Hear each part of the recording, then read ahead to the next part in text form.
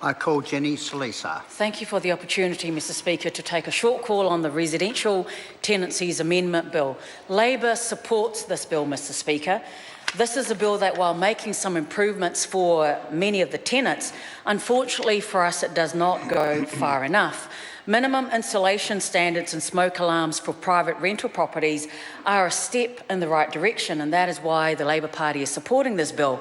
However, the government could and the government should do much more. Mr Speaker, when you insulate a cold house without requiring modern efficient heating, it would still leave the tenants cold, freezing and at risk of suffering respiratory diseases.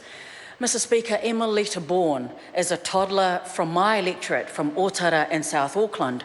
The coroner earlier on this year found in his report that one of the contributing factors to the reason why this toddler died was basically the appalling state and the condition of the state house that she lived in, which was cold, it was freezing, it was damp, it was leaking, and it was full of mould. The coroner said was one of the main reasons why she suffered, and she went to hospital and unfortunately passed away. Mr Speaker, one of the primary schools in my area in Otara, just a few streets down the road from Pearl Baker Drive, where Emilita Bourne grew up and lived, they took it upon themselves. These are 6 to 11-year-old primary school children in Otara. They took it upon themselves because they cared enough. They wanted to find out, why is it that there is mould in houses? They wanted to find out whether or not they themselves were living in houses that were full of mould.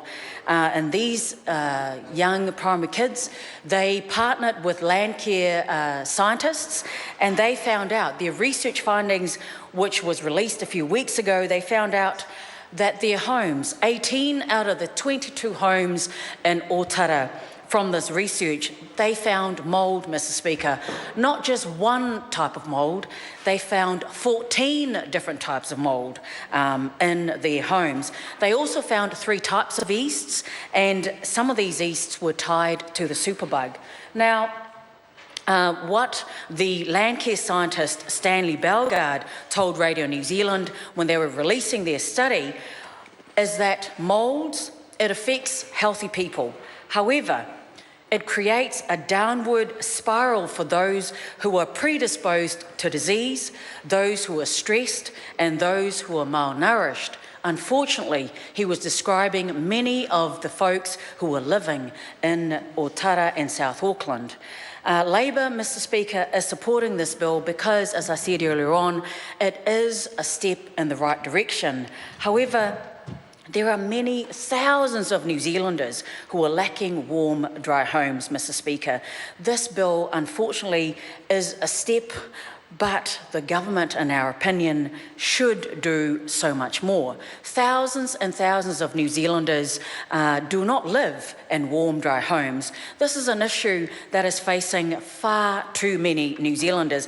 And Mr Speaker, we believe that this particular bill is a policy that is indeed a half measure, an issue that this government is becoming professional at, in terms of introducing a trademark half measure towards addressing the housing issue that we are facing in Auckland.